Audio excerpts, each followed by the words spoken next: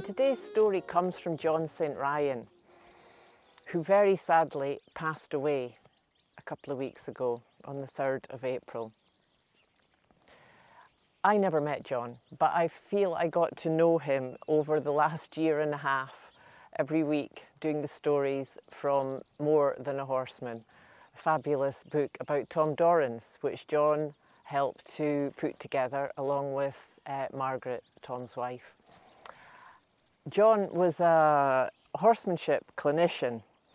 He was an actor, an author, and a musician.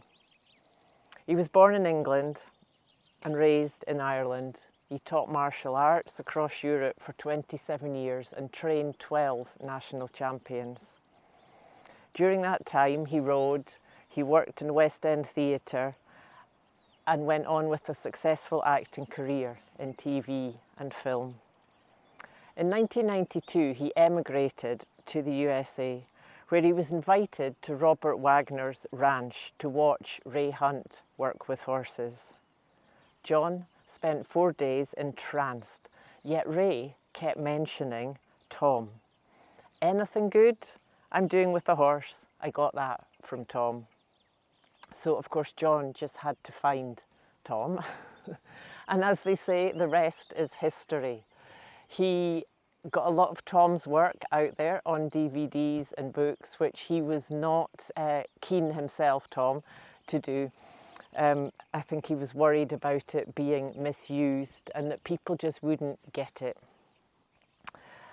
Anyway, at the end of that book is a fabulous poem, and it just seemed such perfect timing to read that as the story to the horse and as a tribute to John. So the poem is called, and the horse, Rhapsody in Blue. The horse was being a problem and I was being the same. I wasn't being any help and I wouldn't take any blame for being a sorry hand and being no support to a horse so deeply troubled I'd used my last resort. So where can I go now? Now I've used up every trick, some fancy and some orthodox, and not quite so slick. It's all a man can handle, it's all a man can take. Where knowledge ends, abuse begins, and you start to feel a fake. You've been so high and mighty, you've looked the real McCoy, when all the time the horse fills in the holes you left, oh boy. So now it's time to face the truth. No excuses about your youth. Those bridges all got burned. You step right up and take the slack, go back and begin again. Sometimes that's all we need in life, the chance to be a man. A time to see that everything in life is not clear-cut. There's places where we need to bend and crawl out of that rut. The horse, she just looked at me. She didn't need to speak. She never held no grudges and never thought me weak. I'd stopped and give her time to think and time for myself too. We started up our dance again, but it weren't no par-de-do.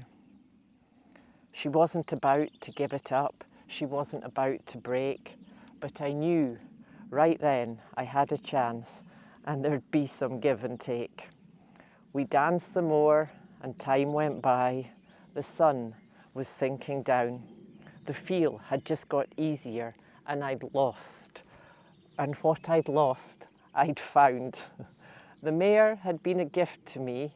Didn't seem like that way at first, but she taught me more about myself before I got any worse. So time went on and things got good. We partnered quite some time. I'll not forget the lessons learned. They weren't the simple kind. No 2 + 2s will get you 4. No black and white gets grey. Just stop and think and feel and wait. Tomorrow's another day. So if that feeling comes again, frustration starts to rise, I'll take the time to reflect on life, written clear in that young mare's eyes. She maybe knew she wouldn't live too long, took a stand against all abuse. She picked me out to teach me how to dampen my short fuse, to learn to be more humble about the way life is lived, to see that every moment in time can really be a gift. She died out in the pasture and was running with her friends. I still don't know what took her then or why her life did end. But as I held her head up, cradled in my arms, I looked once more in those deep dark eyes and sensed a look of calm.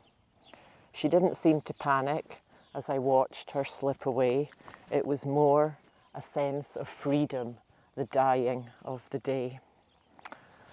I think she did remember those days of toil and strife when this so-called cowboy had walked into her life. I only hope she really knew just what she did for me. I carry it through for every horse, for everyone to see. It's not about the whips and spurs, it's not about the battle.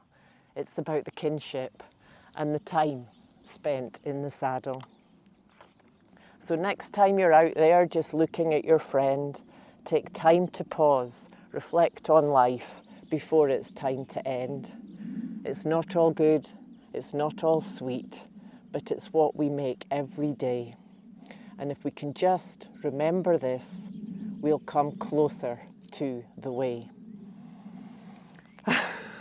Did you enjoy that story, Umo? That was a good story. Mwah. Yes, anyway, thank you for joining me and Umo today, and we will look forward to see you next time.